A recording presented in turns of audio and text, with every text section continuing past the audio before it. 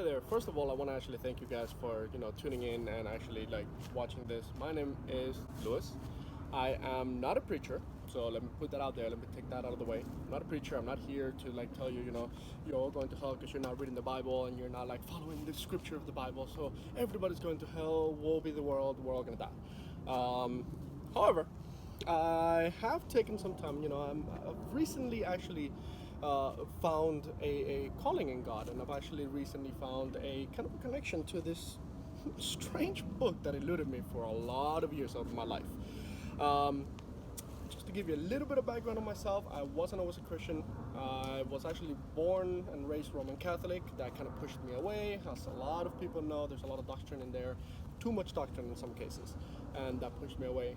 Very recently, I have found a community and a church that I can actually feel that I'm part of and that I'm actually able to belong to. And through that, I have actually picked up this wonderful book. And let's face it, it was written over 2,000 years ago. Most of it was actually written like way more than 2,000 years ago. The newest part of it is about 2,000 years old. So it could use a little bit of revision, right? There's a lot of things in it that are antiquated, to be nice, that could use a little bit of sprucing up. However, I would still say that about 80%, if not more, I'm gonna be generous here, but 80% of this can still be applicable to today's world. We live in a crazy world. There's no denying that. I don't care who you ask. I don't care like where you go. We live in a crazy world, right? I mean, people are like at each other's throats. People are like hurting each other. People are like killing each other over like the dumbest things on the planet. Instead of just like, dude, come on, chill out, be nice. Like basic concepts of human living, one with the other, right? Just being nice to each other, being friendly, being forgiving of each other. Just realizing that just as much as you have issues and you got issues, I got the same issues, if not even worse. So we gotta put aside our ego and just let ourselves know that we have issues. We got issues, no matter what. And we have to actually just put it aside and understand that, we got issues. I agree with it. You got issues. Let's help each other out to get past the issues, not call out your issues so that you don't look at my issues. It's almost like, oh, look at that over there. You got two arms. Don't look at my other arm. I don't know, something weird, right? As I said, I'm not a preacher, right? This is not my thing, but it's something that has been calling to me to try and get at least a little bit of a message out in this crazy chaos that is the world. Kind of going back a little bit to the Bible, you will notice, I jump around a lot. I'm one of those people right now that doesn't have a TV. Because I found very soon that two things. One, there's a lot of stuff going on in the world that's just negative, and the TV is very, very easy to get access to all that negativity. The internet is too, but I kind of need the internet to work. Secondly, I'm totally addicted to the like TV, the moving beautiful pictures. It's kind of like color moves. Huh? How you doing? Totally like space out. Nothing's here. So one of the things that I have an issue with is every time the TV goes on, my wife disappears, the TV is the only thing that happens. So let's face it, happy wife, happy marriage, TV gotta go. So TV went. Now I have no idea what the heck is going on in the world because I tried to stay away from, like all this crazy negativity. The other day I turned on the TV and man, a news channel, turned that on the news channel. I'm like, how bad can it be? I'll be safe. Turn on the news. Put on the news. And what is going on? There's like people over here, they're yelling at each other, they're calling each other names, they're judging each other. They're like, I mean, if it weren't like there, I'm pretty sure they would have tried to kill each other. And it was like, oh my God, what the heck? So I just turned it off right away. It was like, okay, moving pictures, not so cool right now. Turned it off. And it got me thinking, man, people just need to chill. People need to like, go back to this. This, if you take out all the holy part of it, all the scripture part of it, this is kind of like the manual of life, how-to of life. And it has comments on everything. It was literally written to be a better human being, to be a, forget a better human being, to be a human being, to be a neighbor, to be in love with somebody else. So I think people need to like grab one of these and start reading it. There's a lot of people that use this, unfortunately, to promote their ideas of hatred, to promote their ideas of like judgment upon other people to promote the idea of war in some cases. And I believe that that is completely 100% against anything that this book stands for. This is the holy book. It is supposed to be of peace. It is a gospel of peace. It is not a gospel of war. It is a gospel of how to live, how to be better unto itself. And unfortunately, it has gotten so much bad rep. And honestly, we need to take a stand. We need to actually grab one of these, read it, understand it for ourselves instead of letting somebody else tell us what this means, and actually apply it in life, and then have an actual opinion that came from us, not from somewhere else. The book is there. Any bookstore, get it. I'm not telling you to spend money. Just if it's in your heart, get it. Get an opinion on yourself. It's good stuff.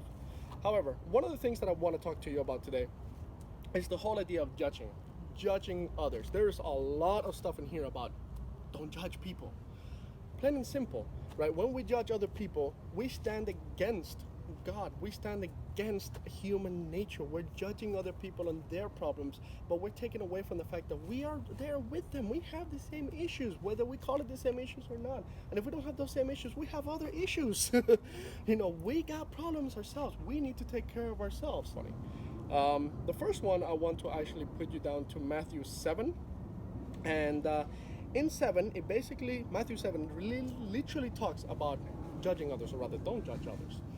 So my version, by the way, is the English Standard Version. So there are other versions out there, easier to read, a lot, like new versions and stuff like that.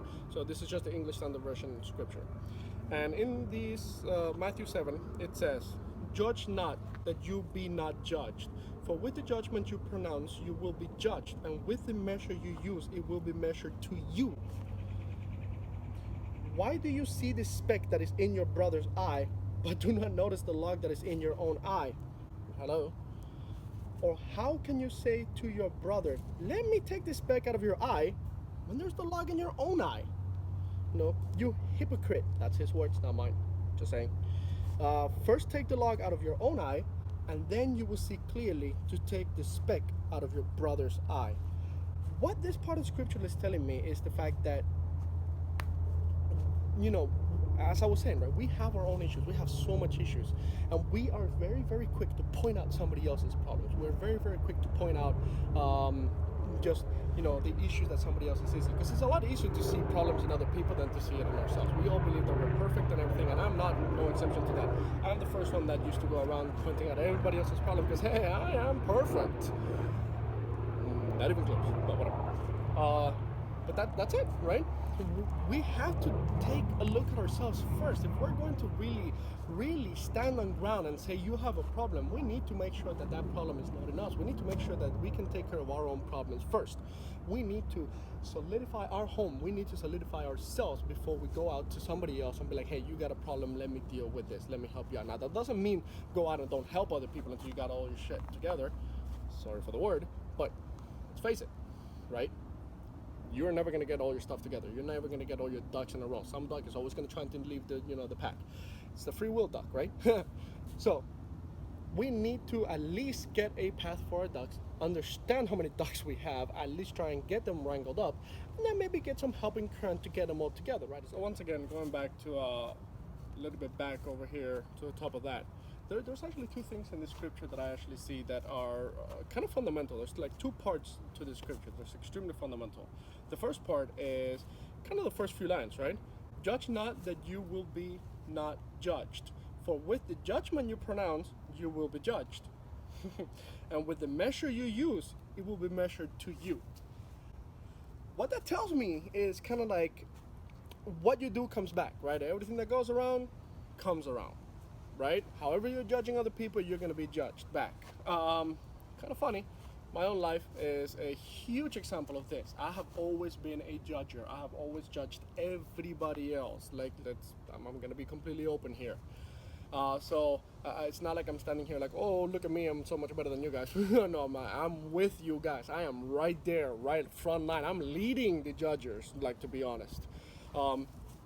I was the guy that sat there by the TV yelling at what was going on over there, and then turning around trying to figure out how to get a raise for myself so that I can go to Walt Disney Studios or Universal Studios, which, by the way, they're pretty cool places. But the case, right? Judging this crazy stuff that's happening across the world where there's thousands of people being killed, thousands of people being injured. I'm judging all of that.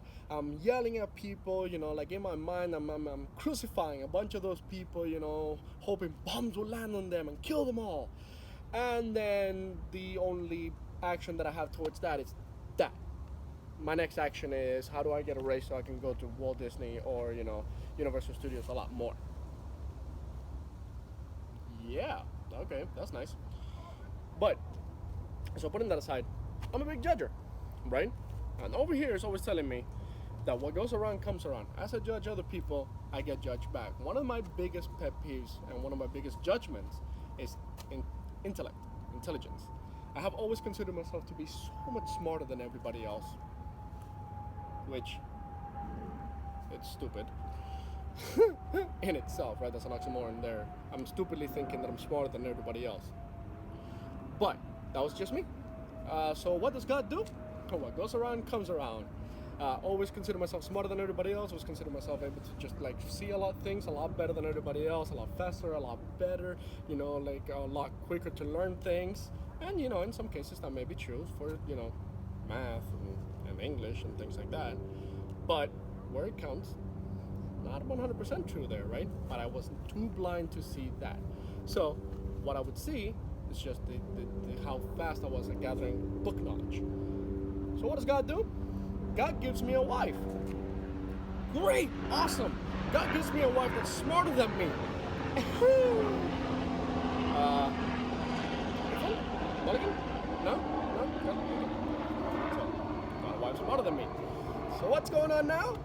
I point somebody else's stupidity out. She points out how I'm being stupid.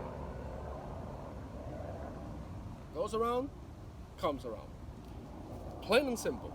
Now you might be sitting there and thinking like, oh, that doesn't apply to me. My wife and I are just about the same smartness. I don't really judge, but I am judging those people that are like murdering people, and just being out there and causing war and things like that. Remember what I said originally. Is it really that? Right? You're judging them, but what are you doing to save them? What was I doing to try and save them? To try and save the victims, to try and help out the victims of all that crazy stuff. I'm judging them, the people that are doing something up there. And I'm judging the people that are trying to help because I think that they're doing a god-awful work at trying to help because I think they're just doing it even worse. But what am I doing? What am I actually doing? Are my next actions, after I judge these people, after I yell at the TV, after I do all of this, are my next actions something that is going to help that situation, that I believe is going to actually promote healing in that area of the world or that situation, whatever it may be? Or are my next actions going to figure out how to get a raise or how to get more money so I can go to Universal Studios? Again, what are your next actions?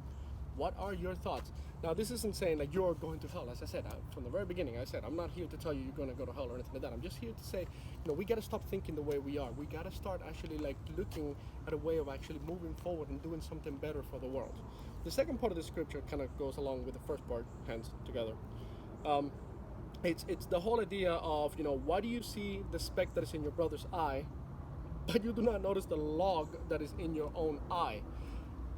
Funny imagery, right? You got a little speck on your eye, but you got a freaking log sticking out of your eye, right? Your problem way bigger. Your issue way bigger. What's going on? Why are you pointing out that speck in the other person's eye? And then why are you giving yourself this idea of oh, I'm going to go, take it out of your eye, but you're not dealing with your own. Now we've already talked about that, right? You got to deal with your own thing. Get help dealing with your own thing. You got to know you got your own thing. You got to open up to the world so that you can receive that help to actually get taken care of. And you got to be willing to go out and actually help the other people. But why are you so quick to point it out? Now, why are you so quick to point out? Why am I so quick to point out the issues that are going on around the world? Why am I so quick to point out all the stupid things people do? Why am I so quick to point out all of the things that are going on around us that are bad, in my opinion, that are horrible, that are damaging the world, that are hurting people, that are hurting people around me, when I myself am part of the problem? It's kind of that statement, right? If you're not part of the solution, you are part of the problem. By staying silent and by not actually being part of that solution and trying to figure out how to be part of the solution, you know, how are you, why are you pointing it out if you're not willing to be part of that solution? Your issue actually becomes a lot bigger when you decide not to be part of the solution, because your issue now is the fact that you know what's happening, you see that it's wrong, you're letting it happen. Yelling at a TV does not help. My issue is I'm letting it happen. I point out the issue, I know that it's wrong, I let it happen. We gotta stop thinking like that. We gotta know the issue, point out the issue without blaming anybody for the issue, and actually figure out a way of fixing it. I actually heard this from Maxwell, and it's actually hilarious. John Maxwell, great orator, way better than me. Great inspiration, great leader, honestly. And I was fortunate enough to be at one of his talks one day, and in it he was talking about how he gets people to come to his office, and he has an open door policy, and people come to his office and tell him all these issues that are going on with the office, which is great, because that's the best way of actually getting those issues over, right? You got to learn about them, right? TV, people pointing it out, whatever. You got to get those sources in to get you the issues. However, a lot of people were coming to him with just all these problems that are going on in the office, all these things that are being done wrong, all these huge issues that are going on. And so he finally decided that I was like, okay, well, you're all very quick to point out the issues. However, when you come to me, still kept the open door, like when you come to me, I'm going to allow you to, tell me the issue, tell me the problem, tell me what's going on there that's wrong, but you have to have 3 solutions, and 2 of them have to involve you. Most of the people that were coming to him with problems stopped. It's funny though. We need to be the people that are still coming up with the problems with this and with the solutions. All right. So it's food for thought. This is all this is. It's just food for thought. And once again, as I said, I'm not a preacher. I'm not here to try and tell you that all we're doing is wrong. That all we're doing is we're gonna go to hell and the world is gonna end, and the hell is the place that we're gonna go. Honestly. Just a guy who has seen a lot of value in this, and who believes that every single one of us has the potential to do something great in the world, and every single one of us has the potential to just be human beings. And I believe that this book right here is an amazing starting guide on how to be an amazing human being, and how to be a person that will add value and will add power and empower other people to go ahead. Every single one of us can move a generation. It only takes one person to move a generation, and you don't even need to lead that generation. All you need to do is find a cause that is greater than you, a cause that drives you forward. Join that cause. Give your soul, give your heart to that cause, and go out there and change the world. It can be done, every single bit. This video, I don't care how bad it is. Honestly, I'm not thinking that this is any good. I know, I'm not an orator, but this video might inspire somebody. So I'm just gonna leave it out there. I'm gonna hope that somebody takes it. Every once in a while, I may come up with more of these videos. Thank you so much. If you appreciate the video, if you appreciate any of this, go ahead, give it a like, share it. Maybe somebody else is inspired by it. Somebody who that could use a little bit of an inspiration, that could use a little bit of a punch, like push me forward. That is just there on the branch. Send them the video. You never know. It might help them. It might make them laugh. I don't know. Even if you make them laugh, it's great. At least it did something, right? So definitely, let's get out there. Let's change the world. Let's be the human beings that we were meant to be, and let's make this world great again. Forget just make America great again, man. Let's make the world great again. This world is huge. This world is beautiful. This world is a gift. Look at this place, for crying out loud. It is a gift. The world will provide for us, but we need to provide for the world. We need to stop bickering among ourselves. We need to stop being divided so much. We just need to get out there and just unify. First step, stop judging. All right?